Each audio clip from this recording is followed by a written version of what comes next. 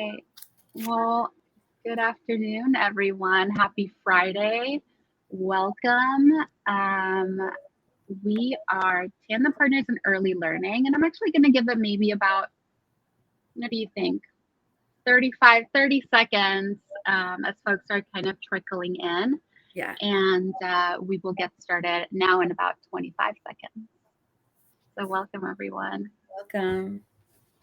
Welcome.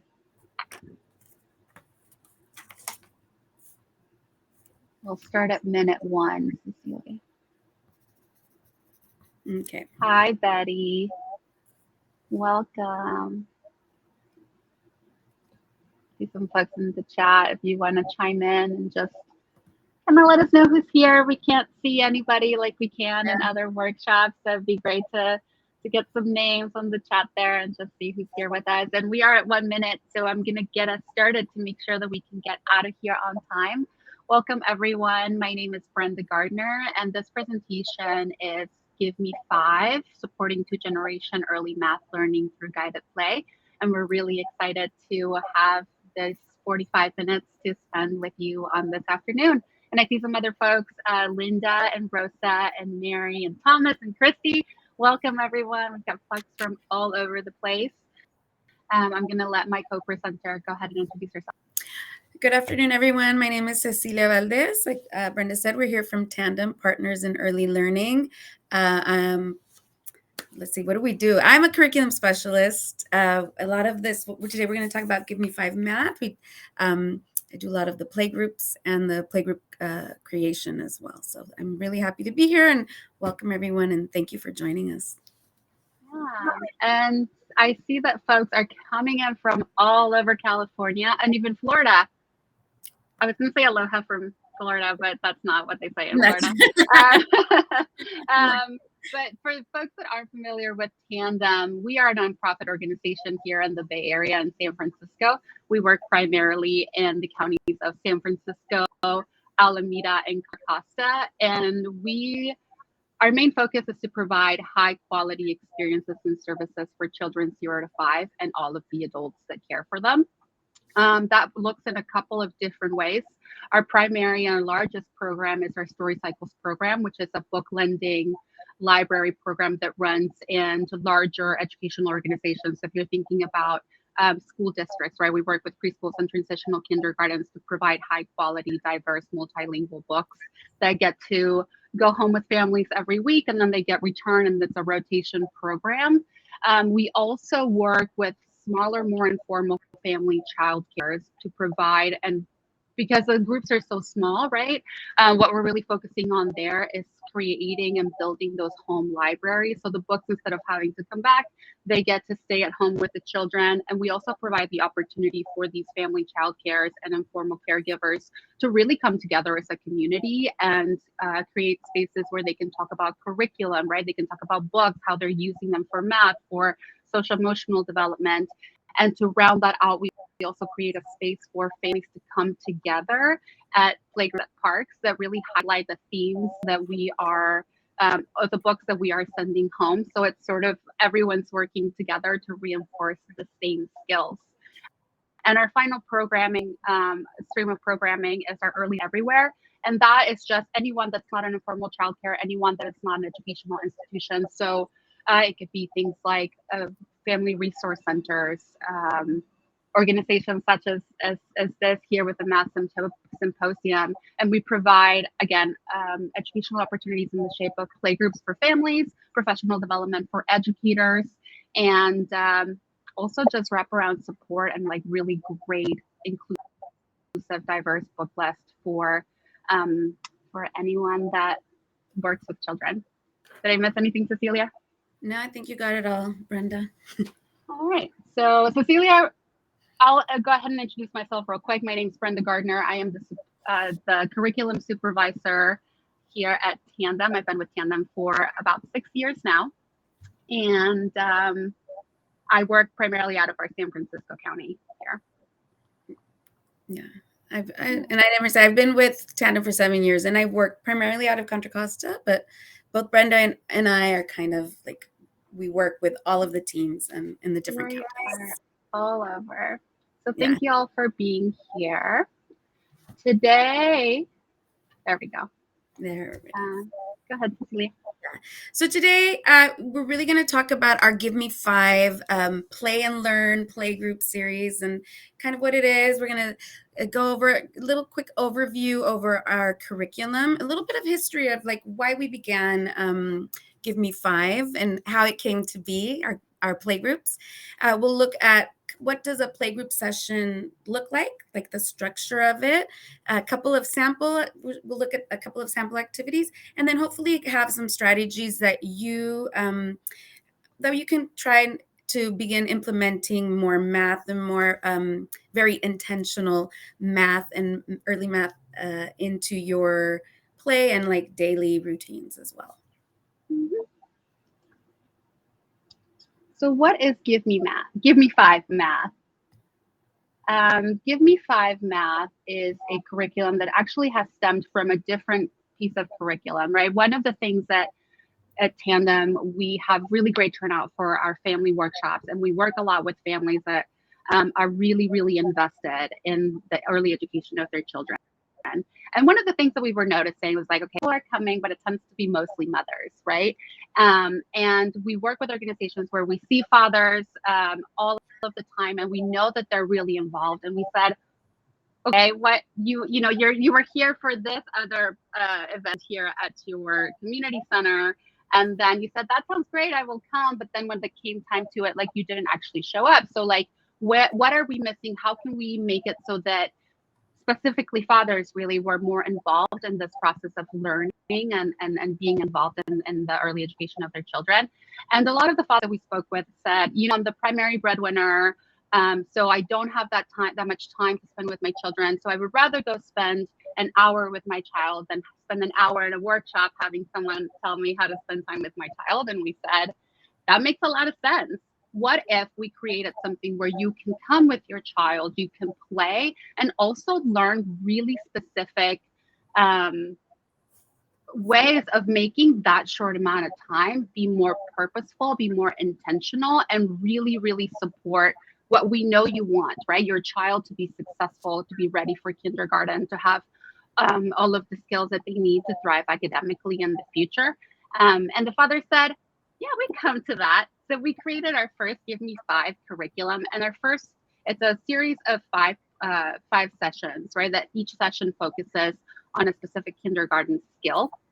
But they're not set up like a workshop. There's no PowerPoints. There is no like take notes or anything. It's all play based. And from that success, we said, okay, we have our kindergarten readiness skills here. Now let's focus and get down deep into it a little bit more and make it about math. So Give Me Five Math came from that particular curriculum. And now we're going to let Cecilia talk about a little bit more about what our Give Me Five Math is all about. Yeah, thank you, Brenda. So like Brenda was saying, we really wanted to make, grow on that original Give Me Five curriculum. And so it's much like the kindergarten readiness, it was created and set up to make it fun, engaging, feel like play, and make it really, really accessible to more families. And like Brenda said, it consists of 5 sessions, and intentionally, we want it to be playtime. Have this time of the day to have a really quality time with the parent, caregiver, and the child as they're kind of learning and having fun and being very engaged in the activities. So same format, we have 5 sessions. Each session is focused on one of 5 foundational early math skills, encompassing like number sense, geometry, algebra, measurement, and mathematical reasoning. Each session builds on each other. And again, you might think algebra for 3-year-olds, right? How are we going to teach algebra for 3-year-olds? So we're really taking we took the framework from the California Preschool Foundations that, okay, what are the points that we want to hit in this age group? Through a group activity, it's fun, age appropriate, engaging. And as facilitators, we're providing guidance and demoing for families for them to improve their understanding of early math and how they can best support their children's early math development, all through play and even just day-to-day moments that they have. We are demoing this in a group, but in the hopes that what they practice and learn in the session, they will extend to their day-to-day. As they may go out for a walk, or they're going to the park, and maybe the session was about shapes, and it's like you're out in your environment and you're talking about what shapes do you see, and naming the attributes of the shapes, and pointing them out. We also really wanted to create a space where we're fostering a supportive learning community with the caregivers, the children, the facilitators. We're all there as a whole, and having really working to lift the participants, the caregiver and parents, uplift their voices, and really they are the first teacher, the first child's teacher. They're going to be the forever teacher. We're here for like a little short amount of time, and really empower them. Like, so much of they are the experts. They know their children. They bring their own expertise to the group, and we want to share the knowledge with each other. And a lot of them will begin to recognize that they may already be doing some of these strategies, whether it's a simple, like, children, you're going up some stairs and they're counting 1, 2, 3, 4, 5. And it's like, here we are, we're going to talk about how we can expand and intentionally bring these types of interactions through these sessions, through play, through the activities. And again, we want it to be a fun time, a very supportive environment, create community within the participants, and feel relaxed. Like Brenda said with the previous iteration and this one, we're not taking notes, we're not lecturing, there's no PowerPoint. It's a relaxed environment, but we also want to make sure and encourage the parents to be involved and really model this interaction between a child and caregiver. Yeah, and I think specifically when it comes to math, right? A lot of people have this negative connotation to it of like, math is scary, math is hard. I remember crying in class when I was asked to do my multiplication tables. And we want to have a foundation where children, well, two parts, right? For families to sort of get outside of this idea that, number one, like Cecilia said earlier, algebra, how am I going to teach my 3-year-old algebra? It's like, well, it starts with really, really basic concepts, and you don't have to have a PhD in math to teach those basic concepts to your 3-year-old, right? And secondly, that this isn't, regardless of what your personal relationship with math is as an adult, this is an opportunity to play and get to know each other. And it can be relaxed and fun. And there is no grading scale, right? It's just about, do I understand the things that I need to be pointing out, and how am I weaving them into my everyday life with my child? Mm-hmm. And the second thing is for children to really get this foundation again, rather than like maybe how we got the foundation on what math is and a relationship with it, that really it's play. And that it's fun. And we know that once you have a good experience, you're likely to seek it out more, right? So how do we get this early start with children and families to promote math, not just in the classroom, again, and everyday activities? Yeah. So what does a session look like? And as I mentioned before, so we have a math, each session has a specific theme and focus.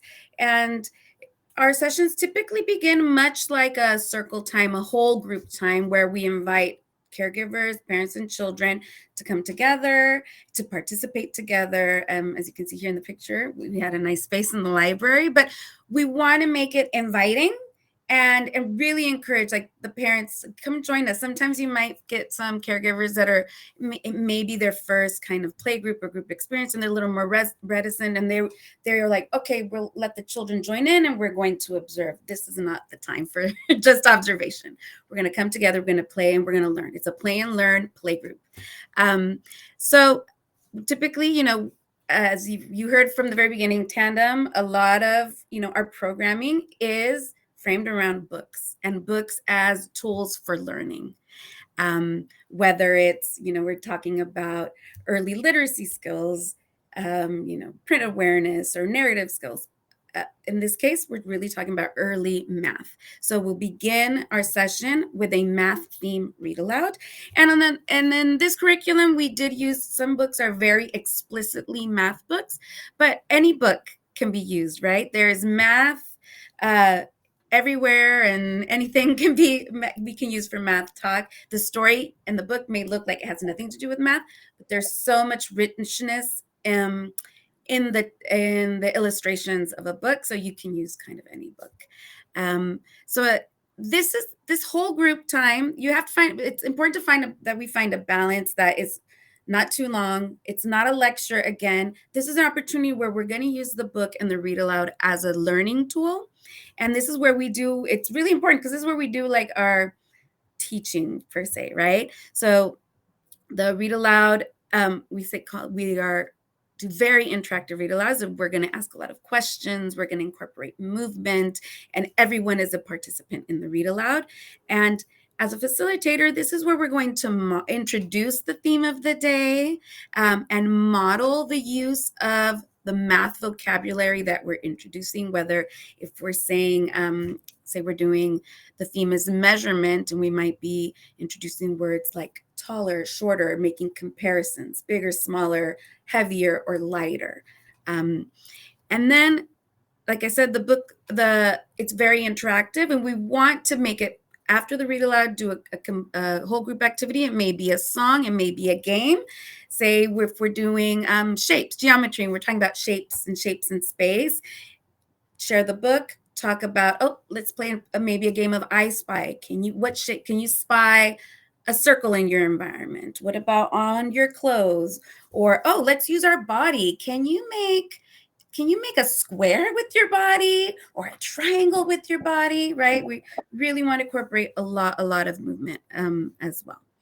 So again, we're finding that balance of when we are teaching and demoing before we introduce the adult child activity that we're going to move on to in the whole group. But we want to do a quick overview. Say, okay, today we're going to, our book was about measurement. We're going to talk about measurement and make, talk about units of measurement and how we're going to make a little drawing. We're going to measure our bodies and so on and so forth. So this is an opportunity to introduce the activity, introduce the vocabulary, and do the read aloud, the interactive read aloud at home in the whole group.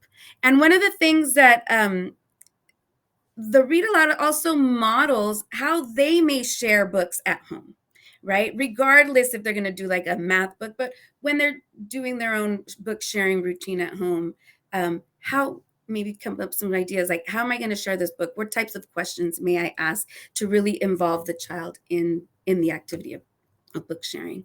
So after the whole group, and we've introduced the adult child activity, then the pairs, or sometimes it's little triads, kind of find their own space. And as a facilitator, we're kind of roaming around, being observing, and engaging with the pairs, triads, the small family groups that are participating. And you may approach, say, a family that's maybe a little bit more quiet. And, there's a good opportunity to come and ask a question and say, you're measuring your arm. Are you using the Post-its? How many Post-its is your arm? Can you show me? Okay, let's count them. 1, 2, 3, 4. And you also have little markers. How many markers do you think is going to be your arm? Let's try it. I'll come back and I'll see. I'm like, let's compare. Do you think it's going to be more markers or less markers, right? Right here, we're demoing prediction, asking a question to make a prediction, right? And then, let them kind of do their thing. You can come back, say, I'll come back and see, like set it up for me and I'll come back and see. And it's an opportunity to engage individually with the groups, right? Rather than as a whole and be like, look, everybody come and look over here, because every group is going to work differently. And again, we're not, we are really here just to kind of facilitate. We're all on the same level. And we're just here to kind of give feedback and observe, right? After the adult child activity, it's important to kind of do a wrap up and bring everybody together again. And this is an opportunity where we're going to close the group for the day, an opportunity to share. And everyone's going to showcase. It's like a really awesome time for show and tell. They can, the other experts, we're hoping that they're experts in the topic, and they can share what they enjoyed, what they had the most fun with, or look what we made. And that's where you start seeing everybody kind of works differently, right? And it's an opportunity for other families to maybe get other ideas. Say, oh, I'm going to try measuring. I saw that they made their big drawing and they measured using their shoe. I think I'm going to try that next time, right? So it's just a really good time, opportunity to close everything. Everyone shares out, and then we kind of get them ready for the next session. So that's kind of a quick roundup of what one session looks like. Did you want to add anything, Brenda? Yeah, and I think that the something that Cecilia mentioned that's really important when we're working in these multi-small group play groups, right, is this idea that if parents are having some kind of anxiety around, oh, am I going to do it right? We'll look at what they're doing over there. And it's like, that's not the focus. You're here to have this parent-child interaction, caregiver-child interaction, and work together in your small group and have fun together. And whatever anyone else is doing doesn't matter. Again, this is play. We're not here to rate anyone, to say they did it better, they did it worse. And to just get creative and play together and learn together, right? Like, it's not the adult is going to be teaching and the child is going to be listening. Again, we're doing everything together. And then the opportunity at the sharing end, where it's really drawing from the knowledge in the group. If we have parents that if we have 10 parents, right, and they all collectively, each of them have 5,000 hours of experience being a parent, like, that's so much more knowledge in the room that if me as a facilitator, I'm saying, I am the math authority and I'm going to tell you how to do things. So we want to highlight the voices of the caregivers, the voices of the children too, because a lot of times, and that as people that work with children, they're really creative. So how can we think outside the box and create this fun math theme activity? And just like Cecilia said, get to share and get other ideas, because being a primary giver sometimes can be really isolated, and we get in this one track mind of like, this is how we do math, right? But there are so many different ways of doing it. So that's a really, really important part of our session. One, we do give them obviously all of the materials to have this activity, but one of the tools that we have for them, right, is because you are in all of these different small groups, and it's really difficult as one presenter to be in 10 different groups at once. So that they can start sort of self-guiding, we give each family an activity guide. And if obviously this would be like a two-sided page, and it would look like this. And on the back of it, you would get the activity that we're working on that day. There's a list of materials, there's some pictures from people that have done it before, and just a guide, right? So that you're not being called as a presenter 20 different ways, and they can feel like they can get started. But the front of this activity guide is one of the more important parts. And I'm hoping that everyone can see it. I'm going to see, maybe that makes it a little bit clearer. There are different components to it, and I'm going to let Cecilia talk about those components real quick. Yeah, so we'll look a little bit closer. What's really nice about giving them the activity guide is they get to take it home. And they can take it home. They might want to recreate the activity, expand upon it. But there's also other little bits and pieces that are really useful for them. So there's a quick blurb. I'm like, on the did you know? Like, did you know, like, the importance? What is early math? What it encompasses? It includes number sense, classification, measurement. In this case, this book is really focusing on shapes, geometry, shapes, and space, and gives just a little more touch points where they can even expand upon, share the book at home, because they do get to take the book home as well, and maybe some questions and other activities they can do. It's like, oh, maybe when you're sharing city shapes, play a simple game of guessing, oh, what shape is going to come next, and can we find it in our environment? Then we get even a little bit more specific, talk about it. What are some questions? Again, like I was talking about our interactive read alouds, where we really are encouraging back and forth conversation, questions, yes and no questions, or open-ended questions. These, maybe you're feeling a little bit stumped, and here are a few questions that you might ask when you're looking at the book, the City Shapes book, right? And then words to practice. This goes along again with learning new vocabulary, but also using it in our kind of day-to-day life. And it's a really specific math vocabulary. That really what we want. We want to have more and more of this like math talk in a day-to-day activity beyond sharing the book, beyond doing the activity on the back. So it's just these really quick, very accessible little bubbles of additional information that they have at their hands to like further expand on the theme of the session. Yeah, and to go along with that, right? Like you can see that the words here are round, pointy, straight, long. These are words that maybe someone that hasn't done a ton of work of early math before, they're like, how is this a math word, right? But if we're thinking about the basics of early math, one of the most basic things is to really incorporate to start talking about attributes. So even just describing something, how is something the same? How is something different? What does it look like? Can you just describe it, right? Those are all the bases of mathematical thinking. So by saying, look, you know the word round, you know the word pointy, really helps make this really accessible to parents and detach from this negative connotations. And I see that Mary Loki said, is this a math curriculum? Yes. So actually, as one of your take-home resources, we have included 5 different activity guides that highlight the 5 attributes of early math that you can have for yourself. And at the end of the workshop, we'll talk about where you can find additional resources on our website. And always, you can feel free to email Cecilia or myself. And if you're interested, they're all free on our website.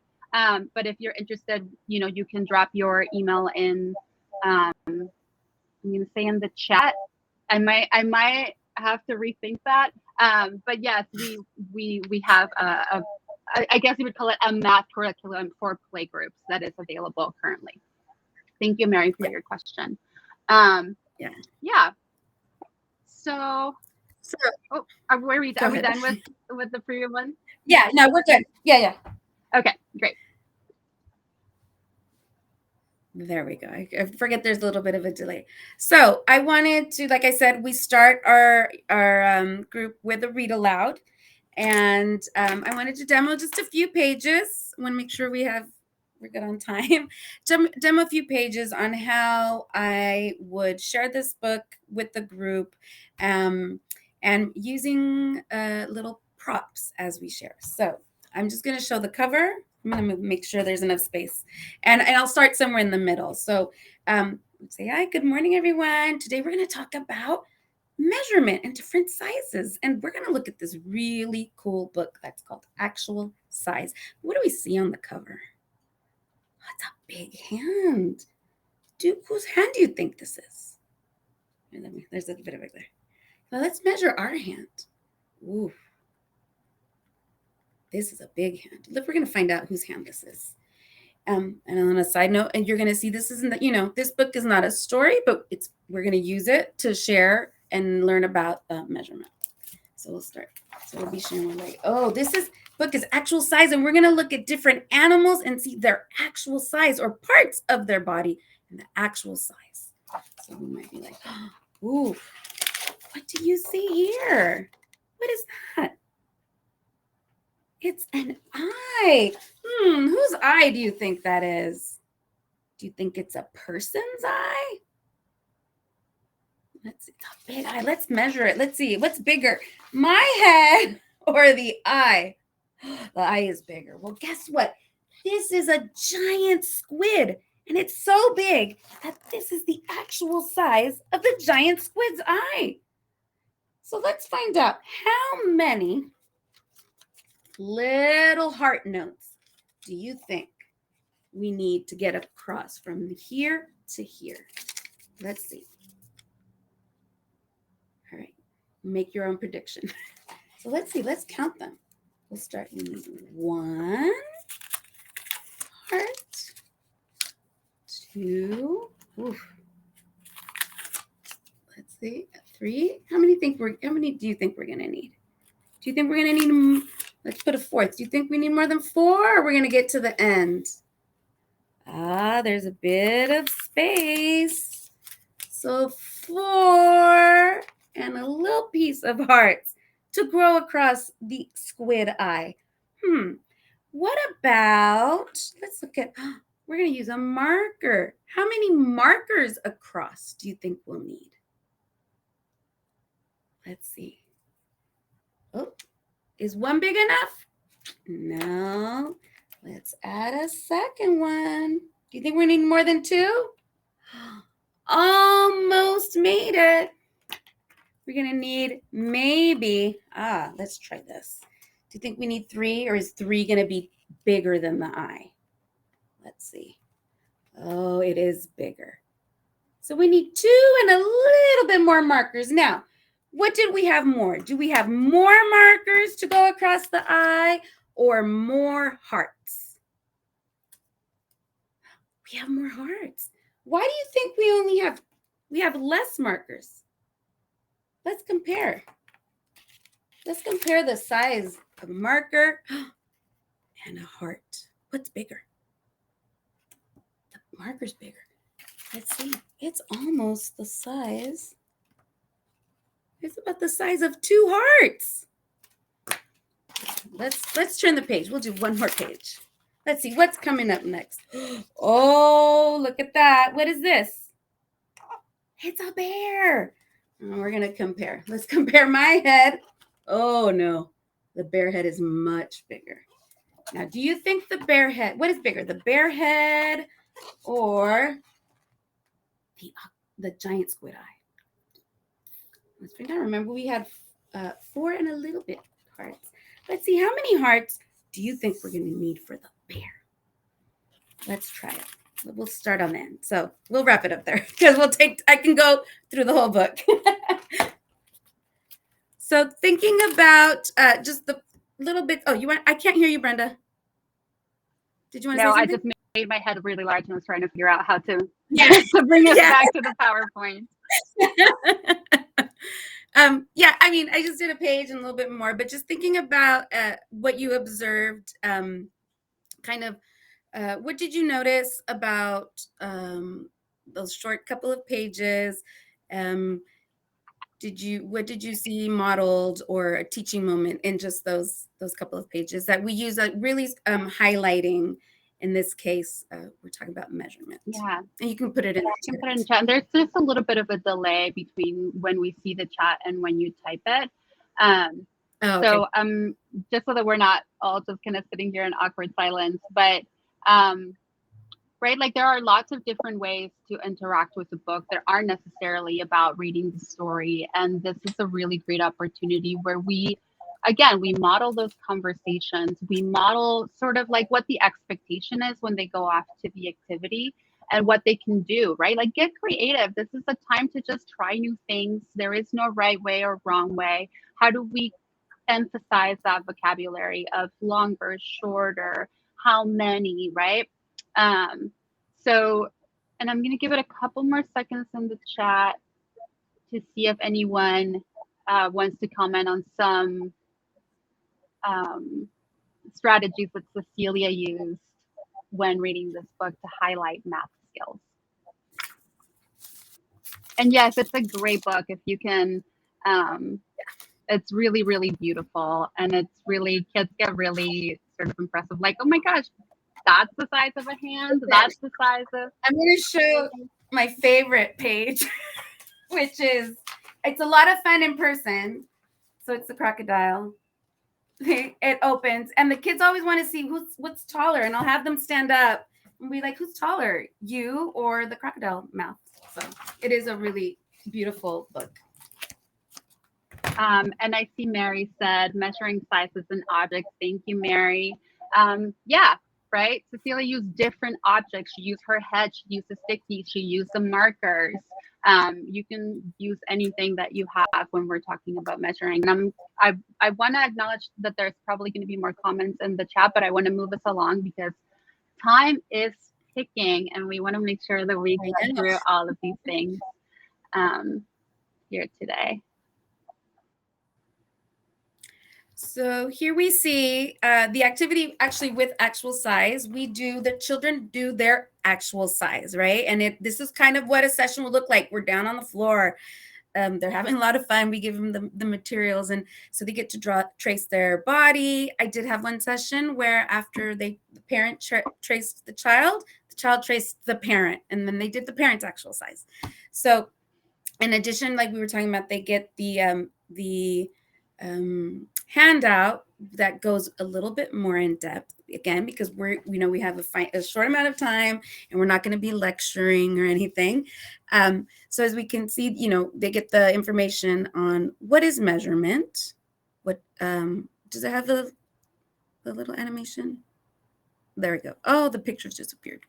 Let's go back. I'll talk to the pictures, then we'll look at it. So they'll get the handout that has very clear, like, what is measurement? And in this case, we're really using these kind of very non-standard. We used the Post-its. We go around after they do the drawing. I give them their first kind of object or thing to measure. And then, they'll get popsicle sticks or other things. So go ahead and put the words. So they'll get the handout, and the handout will go a little bit more in depth, like what is measurement? What does it look like? How, we can, again, because the idea of like actual measurement, like inches, feet, whatever, is very abstract to children, but they can understand the concepts of short, long, tall, right?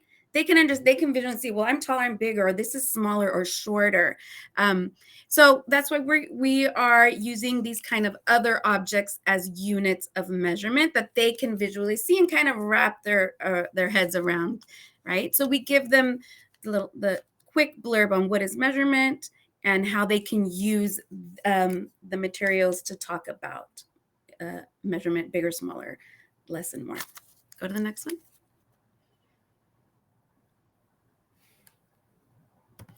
And so here we see kind of what the activity looks as it's more complete. On the left, we see all of the hearts. And like the example we say, when we're coming around, we're asked, wow, from head to toe, how many hearts are you? Right? Let's count them. Like, would you like to try to measure now with, I think, oh yeah, here I have some. We have sticks. Would you like some popsicle sticks? How many popsicle sticks do you think you're going to be? Let's line them up and let's count them. And again, much like I did with the read aloud, we're comparing. Well, we have less. Why? Why are we using less popsicle sticks? Oh, popsicle sticks are longer, right? Then we might come around with, you can probably see the little box. I always ask the parents, do you want to try it with paper clips? And they'll make little chains. And what's really neat, they have like another visual representation that they can kind of walk around with of like their size, and they'll measure. And a lot of times they'll be like, it's still too small. Let's add more. And they'll start, just want to compare it to things in their environment, bring up that little chain to compare their size to other things. And then at the end, and again, like I said, the concept of inches and feet, it's really abstract. We do give them a little tape measure to take home. And as you can see in the picture on the right, we have one child who is not, they're not reading the numbers, but they're beginning to like, oh, I know I use this tool to measuring mom's arm. It can lock. And then, you have the measurement of the arm and use that measurement to compare it to other objects or compare it to their own arm, right? Yeah. And so it's just different. Go ahead. No, I was just going to say, and I want to keep us on track. So I'm going to let you wrap up the activity real quick, Cecilia. And then I see a lot of questions here, like, where can I get this book? And I want to make sure that I give you all of those resources.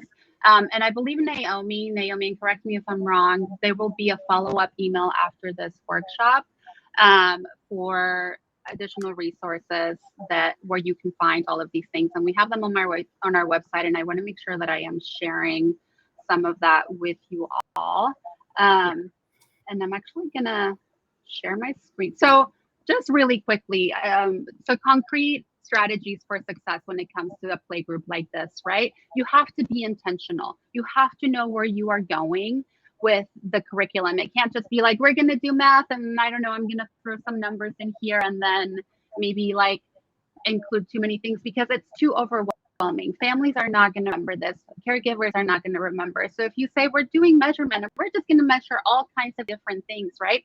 That's an easy thing to remember. You're following up with a material that reminds you, like an activity guide that reminds you what we are learning, what we did, right? Because the easiest thing is like, I did this, but I forget all the specific parts of it. So it's really easy to say, you did this activity. Here's what you talked about. Here's when we talked about things. Try to do, you can do it again. And here's a couple of different ways that you do it, right? Set expectations. Really just coming to families and having this kind of like what Cecilia and I were saying at the beginning, that math isn't about quadratic equations, right? Math at this stage is about starting with vocabulary, practicing, trying things, failing, and finding ways of fixing it, right? Like that sort of like problem solving and introducing some key vocabulary that's going to help with that. Keep it simple.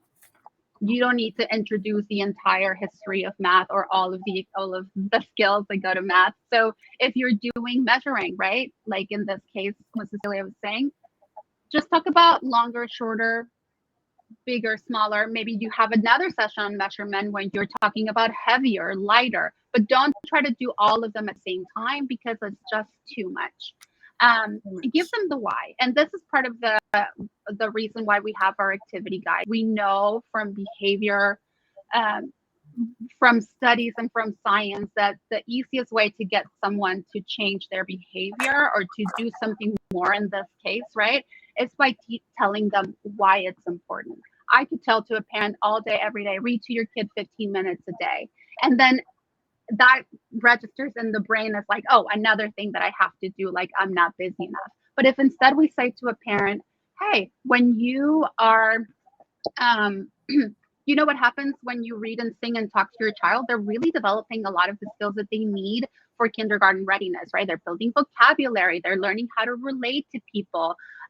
They're thinking about language and how we interact with people. If somebody asks you a question, you don't respond with a complete non sequitur. And like, if I could see you all, I would say raise your hand if you've ever worked with a child and you ask them, what am I looking at in this book? And they tell you about what they did last weekend with their parents, right? So this is part of how conversation and serve and return interactions really work to build the brain. And when we tell caregivers, this is why you do it, they're more likely to actually practice it.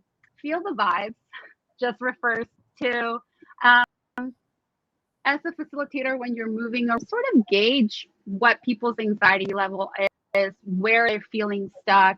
Are they feeling stuck? Are they just thriving? Are they breezing through the activity? And you say, oh, well, yeah, they're 5. This was like too easy. So then you can offer like a step up, right? But with a family that's maybe this is their first time in a playgroup, you can start them with something really basic. So really be able to gauge who you're working with in that group and adjust in your one-on-one interactions in the activity, how you're going to present things, right? Like there's no right way or wrong way, and people are going to be at different levels, and that's your job as a facilitator to facilitate the success in that interaction.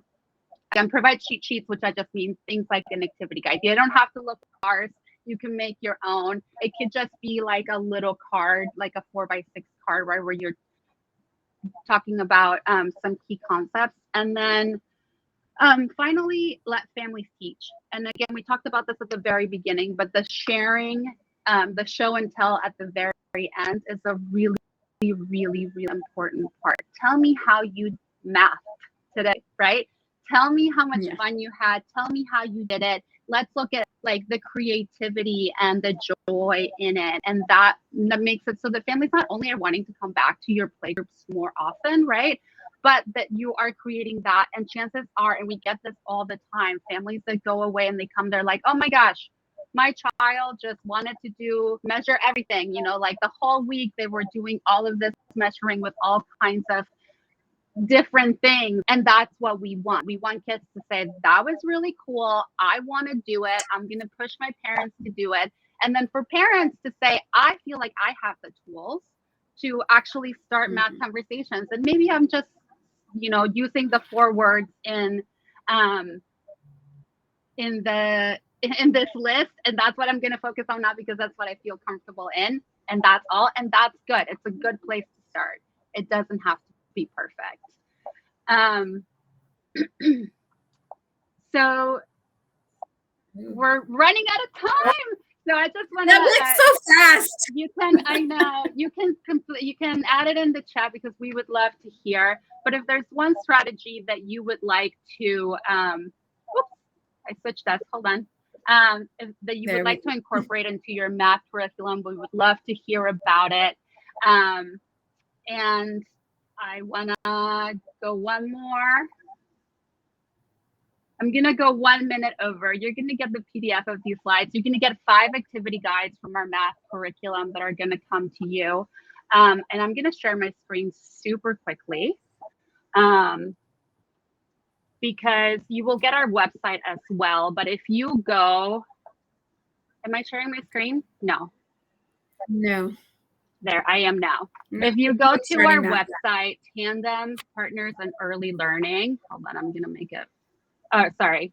It's tandembayarea.org, and you click on our resources tab at the very top. You're going to come to a page that looks like this. If you scroll down a little bit, you're going to see a search engine that looks like this. We have a couple of categories up here, and you can click on the math category, and it's going to give you all of our math books and resources. And from there, you can click to say, click here for more resources, and it's going to take you to the activity, the landing page for that book. So here you can see, if you click on here, we'll download as a PDF for the activity guide. We have some videos as well, pre-recorded. And for the folks that were interested in getting the book, excuse me, there is a get the book link as well. And it will route you to Bookshop where you can purchase that book. This particular book, currently we only have it in English, but a lot of our other activity guides, we have materials available in English, Spanish, and Cantonese. So feel free to just look through there. If you have any questions, there is a get more info button on our website as well, where you can send us a quick email and we will follow up with you to help you. But there are a lot of really great resources in that space. So we will send all of those links as well. And then finally, so that you'll have a break, if you have your phone on you and you actually,